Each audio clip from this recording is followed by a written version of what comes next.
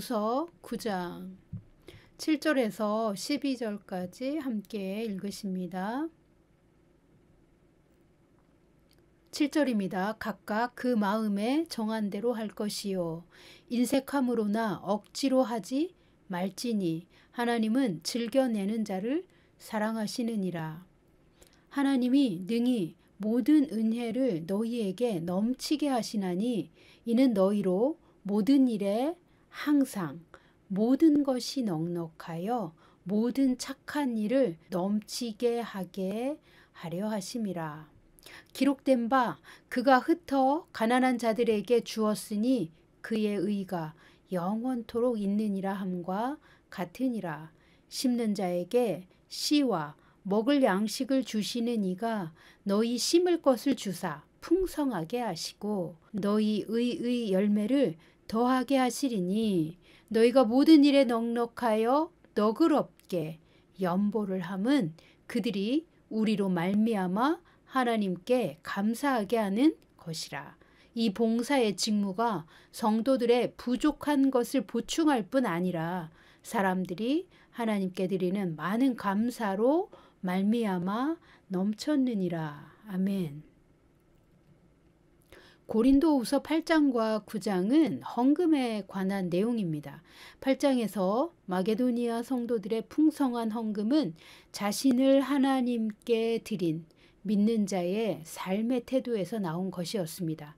믿는 자는 그리스도 예수 안에 있는 부요하심을 받은 자들입니다.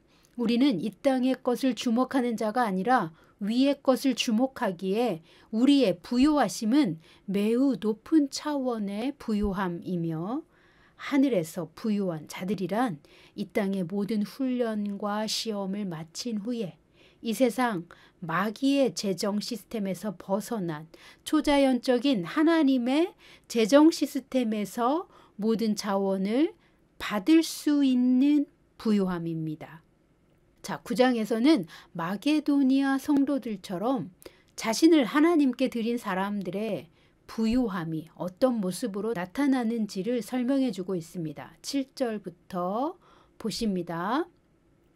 7절입니다. 각각 그 마음에 정한 대로 할 것이요 인색함으로나 억지로 하지 말지니 하나님은 즐겨 내는 자를 사랑하시느니라. 아멘. 헌금할 때에 먼저 마음에 성령의 감동을 받은 대로 계산해 보지 않고 의지적으로 순종합니다. 그래야만 인색함이나 억지로 하지 않을 수 있습니다. 그리고 하나님은 즐겨내는 자를 사랑하신다고 믿습니다. 즐겨내는 것이 어떤 태도입니까? 8장에 마게도니아인들처럼 하나님이 주신 기쁨으로 현실 상황을 초월하여 하나님의 뜻대로 자발적으로 희생하는 태도입니다. 자발적으로 희생하는 이들은 하나님을 사랑하기 때문에 어떤 무거운 짐도 기쁨으로 질 수 있습니다. 예수님은 내가 주는 멍에는 쉽고 내가 주는 짐은 가볍다 고 하셨습니다. 예수님이 함께 하시기에 우리가 능히 감당할 수 있습니다. 우리 안에 계신 성령님은 우리를 무거운 짐도 감당할 만큼 함께 하시고 우리를 항상 도우십니다. 예수님이 우리에게 짐 지워 주시는 그 짐은 가볍게 느껴질 만큼 감당할 수 있다는 것입니다. 즐겨내는 자에 나오는 즐겨낸다는 것의 의미는 후하게, 관대하게, 너그럽게, 자발적으로 자신을 희생하되 기쁨으로 순종하는 태도입니다. 8절 보십니다. 하나님이 능히 모든 은혜를 너희에게 넘치게 하시나니 이는 너희로 모든 일에 항상 모든 것이 넉넉하여 모든 착한 일을 넘치게 하게 하려 하심이라. 아멘.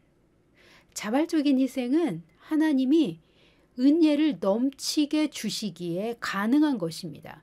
모든 일에 모든 면에서 항상 모든 것이 넉넉하여 모든 착한 일을 능히 감당할 수 있도록 하나님께서 은혜를 주시고 자원을 공급하여 주시는 분이기 때문에 우리는 없는 것을 억지로 내지 않습니다. 어떤 사람들은 이렇게 말할 것입니다. 하나님이 은혜를 주셔야만 할 수 있으니 나는 할 수 없네. 하나님이 내게 은혜를 주시지 않았기 때문에 나는 하지 않아도 된다 라고요. 그런데 하나님의 은혜는 자발적으로 순종하고자 하는 마음에 부어주시지 자발적인 마음이 없는 사람에게 부어주시지 않습니다.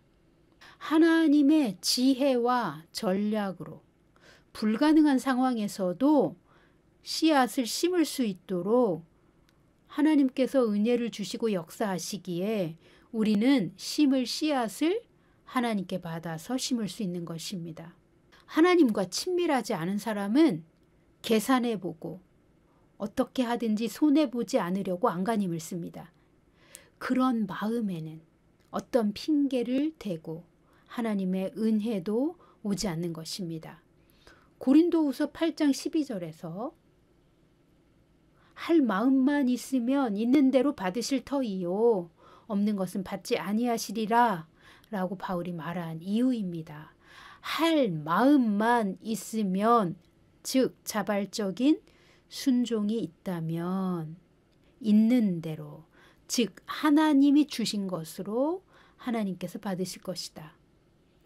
하나님은 우리에게 없는 것을 내놓으라고 하시지 않으십니다.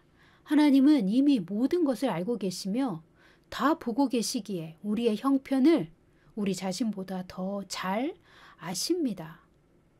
우리의 마음도 더 잘 아십니다. 우리에게 꼭 있어야 할 태도는 할 마음만 있으면 자발적인 헌신을 하려고 하는 마음이 있어야 하는 것입니다.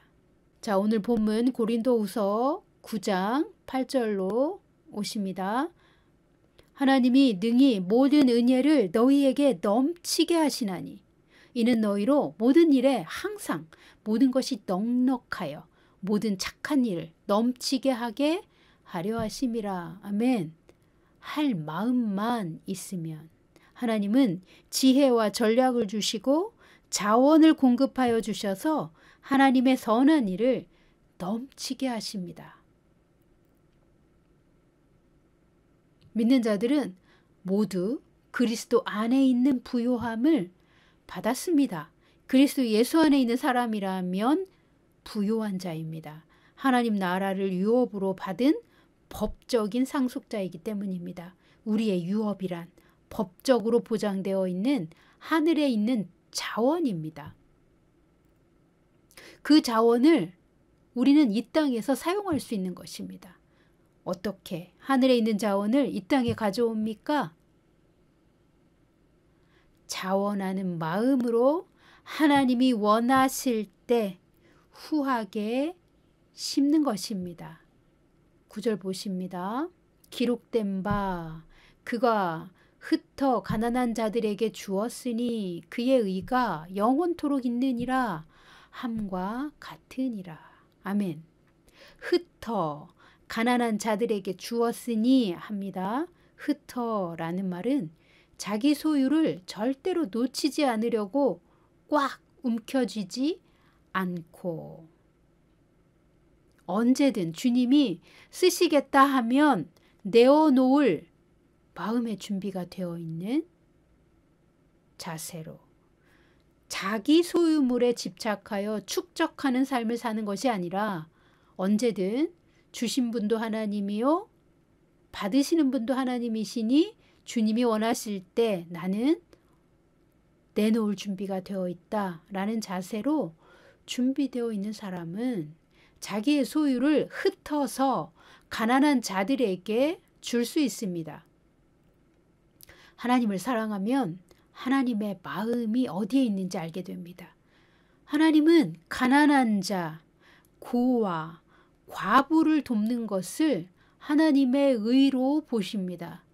하나님의 의가 아니면 자기 소유를 흩어 가난한 자에게 줄 수 없습니다. 가난한 자를 돕는 사람은 영적 세계 하나님의 나라에서 그의 의가 영원히 빛이 납니다. 그 의를 하나님이 영원히 기억하십니다. 그런데 바리새인들처럼 자랑하기 위해 헌금하지 마십시오. 자신의 명예를 위하여 선한 일을 하지 마십시오.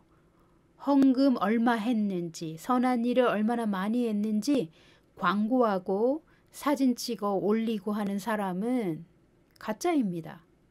내가 집 팔아 헌금했으니 담임 목사는 나를 좀 많이 알아주고 항상 내 앞에서 절절매야 된다 라고 믿는 사람은 헌금을 하나님께 드린 것이 아닙니다.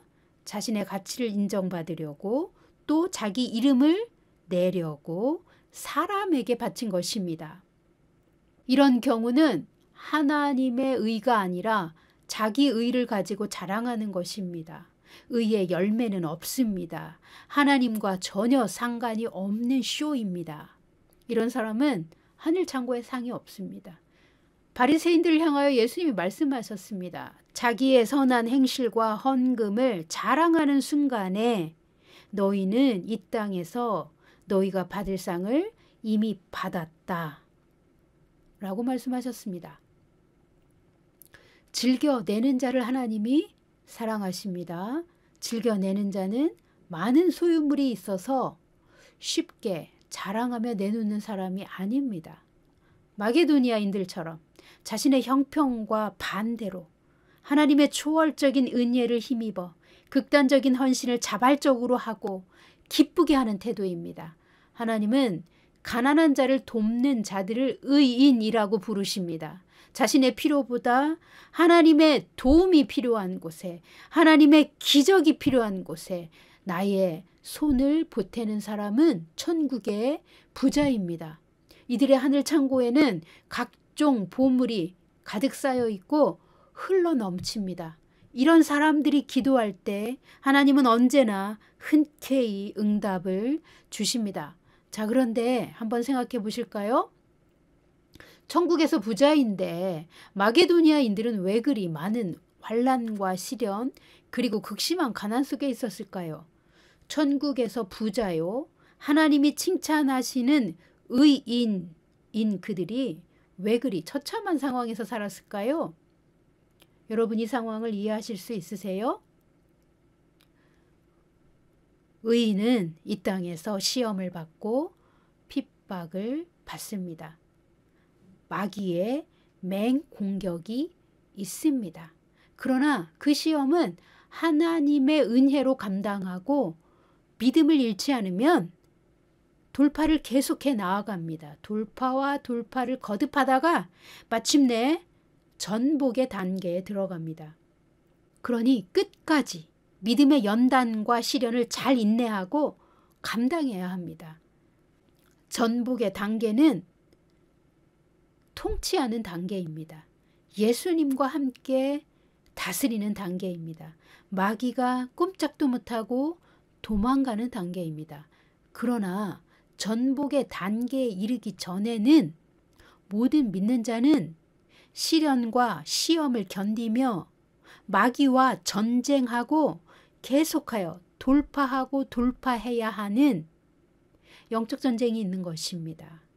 그래서 시련도 있고 환난도 있고 극심한 가난도 있는 것입니다. 예수님이 말씀하셨습니다. 예수님을 사랑하는 자들은 핍박을 받을 것이라고 말씀하셨습니다. 10절 이어서 보십니다. 심는 자에게 씨와 먹을 양식을 주시는 이가 너희 심을 것을 주사 풍성하게 하시고 너희 의의 열매를 더하게 하시리니. 아멘. 예, 20절을 세 번역으로도 제가 읽겠습니다. 심는 사람에게 심을 씨와 먹을 양식을 공급하여 주시는 하나님께서 여러분에게도 씨를 마련하여 주시고 그것을 여러 갑절로 늘려주시고 여러분의 의의 열매를 증가시켜 주실 것입니다. 아멘. 고린도후서 9장 10절은 심는 자가 나오죠. 씨앗이 나옵니다. 먹을 양식이 나옵니다. 그리고 공급자가 있습니다. 또 마지막에 의의 열매도 나옵니다. 대부분은 이 구절을 11조에 적용합니다. 물론 8장, 9장이 모두 헌금에 관한 내용이니 분명히 11조와 같은 헌금이 포함됩니다. 뿐만 아니라 이 심는다는 것은 하나님께 드리는 것을 의미합니다. 하나님 나라를 위하여 나의 것을 희생하여 드리는 것, 나눠주는 것, 주는 것을 심는 것으로 말하고 있습니다. 전체 문맥을 보면 7절에 즐겨내는 자, 8절에 모든 일에 항상 넉넉하여 모든 착한 일을 넘치게 하려 함이다. 9절에 가난한 자들에게 나눠주는 것은 의의 열매이다 라고 헌금을 포함하여 모든 착한 일, 하나님이 기뻐하시는 선한 삶, 하나님 나라를 위하여 우리가 마땅히 해야 하는 모든 일이 포함됩니다. 우리의 삶에 주신 모든 것을 가지고 모든 분야에서 모든 일에 항상 적용할 수 있습니다. 그러므로 심는 자란 하나님께 자신을 먼저 드린 사람이 우리의 삶의 여정에서 모든 선한 일에 자발적으로 하나님을 위하여 무엇인가 자기의 것을 희생하는 사람을 말합니다. 앞에서 언급했던 고린도후서 8장 12절에서 할 마음만 있으면 할 마음이 있는 사람이 심는 자입니다. 자발적인 희생과 헌신을 하는 사람이 씨앗을 하나님의 밭에 심는 사람입니다.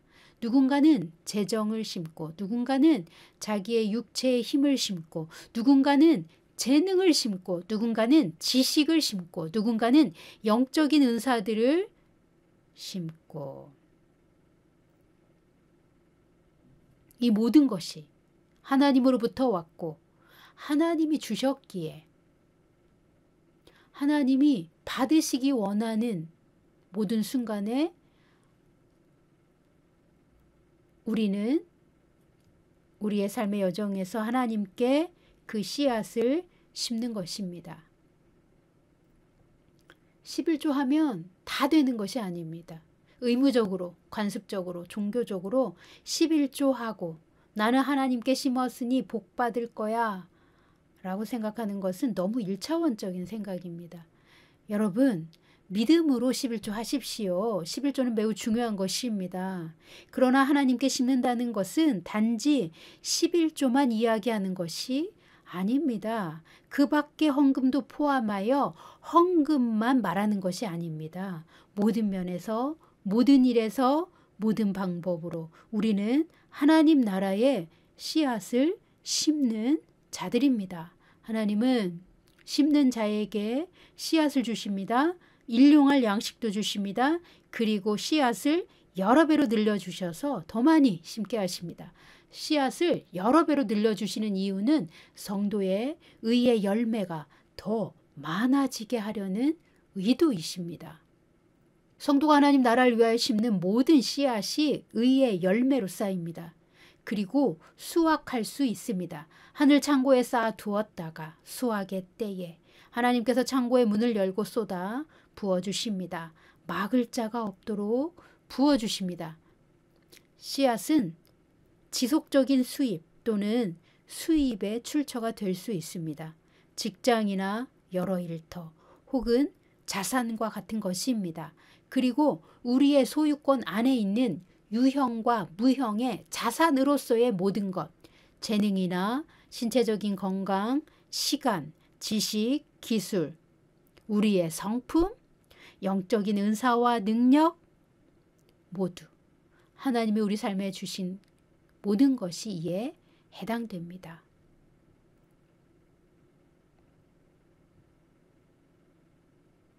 하나님은 심는 자에게 씨앗을 더 많이 증가시켜 주십니다. 배가 시켜 주십니다. 심지 않는 자는 씨앗의 증가가 없습니다. 열문화 비유에 나오는 문화와도 같습니다. 문화를 많이 남기는 자나 씨앗을 열심히 많이 심는 자나 하나님을 사랑하고 하나님의 선한 일에 자신의 삶을 헌신하는 이들은 즐겨내는 자이며 하나님이 사랑하시는 자들입니다. 이들은 하나님이 받으시기에 합당한 예물을 가지고 하나님을 진정으로 예배하는 자들입니다. 히브리서 13장 16절은 이렇게 말합니다. 오직 선을 행함과 서로 나누어 주기를 잊지 말라. 하나님은 이 같은 제사를 기뻐하시느니라. 아멘. 하나님께 드리는 것은 무엇이든지 의의 열매를 거두게 될 의로운 씨앗입니다. 하나님이 기쁘게 받으시는 제물이 됩니다.